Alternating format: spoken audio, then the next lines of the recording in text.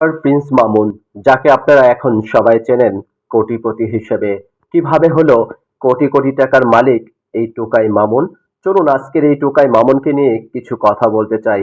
TikToker করে এই যে টোকাই মামুন হিসেবে আমি যাকে আখ্যায়িত করলাম, আপনারা নিশ্চয়ই কমেন্ট বক্সে এসে আমাকে বলবেন, ভাই আপনি তাকে টোকাই মামুন কেন বললেন?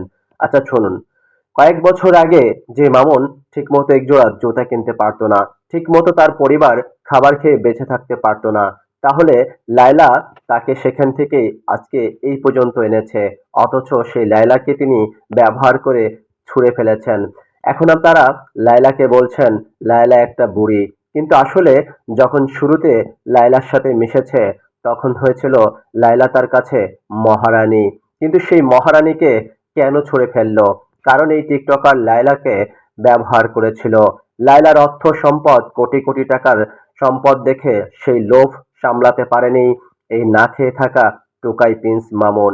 যে লোকটিকে নিয়ে আজকে আমি কথা বলছি, অনেকে হয়তো আমাকে কমেন্ট বক্সে এসে অনেক কথা বলবেন, কিন্তু তাদের উদ্দেশ্য করে কয়েকটি কথা বলি।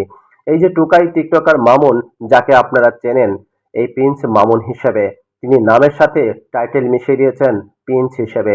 তিনি কি আদৌ কোনো প্রিন্স নাকি টুকাই প্রিন্স? আমার প্রশ্ন আপনাদের কাছে, যে ছেলেটা একজোড়া জুতা কিনতে পারতো না, সে লায়লাকে ব্যবহার করে আজ কয়েকটি গাড়ির মালিক, কত টাকার মালিক, কত সম্পদের মালিক হয়ে গেছেন। এবং কি এই যে লায়লার সাথে প্রতারণা করেছেন প্রিন্স মামুনের মা। প্রিন্স মামুনের মাই একজন লোভী মহিলা, যাকে আমরা মা হিসেবে দেখি, কিন্তু সোশ্যাল মিডিয়াতে অনেক মানুষে জানে না এই প্রিন্স মামুনের মা কত বড় লোভী একজন মহিলা। প্রিয় দর্শক, আমি কোনো মাকে ছোট করে কথা বলছি না, কিন্তু আমারও মা আছে। তারপর আমি সেই ভদ্র মহিলাকে নিয়ে কিছু কথা বলতে চাই। দেখুন, আজকে যার ছেলেকে নিয়ে আমি কথা বলছি, সেই ভদ্র মহিলা কত বড় লোভী ছিল।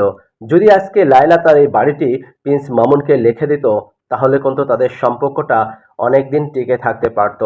চেয়েছিল মামুন লায়লার সবকিছুকে একেবারে নিজের করে নেওয়ার জন্য। লায়লার যত সম্পদ টাকা পয়সা সবকিছু নেওয়ার জন্যই ঘুরঘুর করেছিল।